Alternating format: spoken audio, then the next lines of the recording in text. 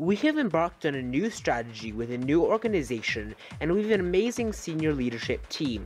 My original thoughts and timing would have had my retirement happened in the middle of our company's transformation to a devices and services company.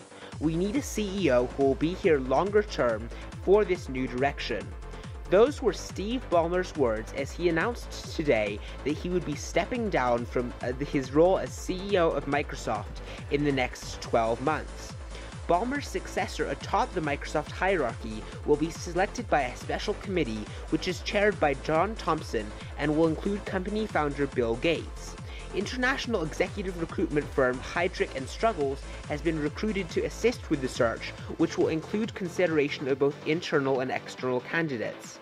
Bill Gates has expressed his support for the outgoing Chief Executive Officer in saying that Microsoft is fortunate to have had Steve in his role until the new CEO assumes these duties.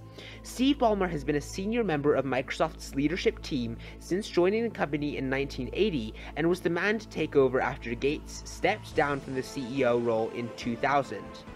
He's had some major successes during his time, such as the Xbox 360, Windows XP, and Windows 7, but his success has been punctuated by major missteps as well. Windows Mobile has proved incapable of extending Microsoft's desktop software dominance, and Windows 8 has kind of flopped. Windows Phone 8 arrived late to the market and has never really caught on. Now, while Ballmer is very optimistic about Microsoft's future, we'll have to see what Microsoft's new CEO will be like.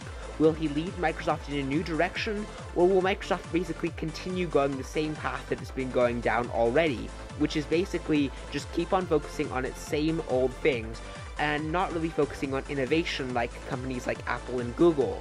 Let me know what you think of Microsoft's CEO stepping down in the comments below. Oh, and I should mention one more thing. On Wall Street, stock prices for Microsoft surged 8% when Steve Ballmer said he was going to retire, so investors are obviously optimistic that Microsoft's new CEO will be a good new direction for the company. But like I said before, let me know your opinions in the comments below, and please be sure to like and subscribe. Thanks for watching.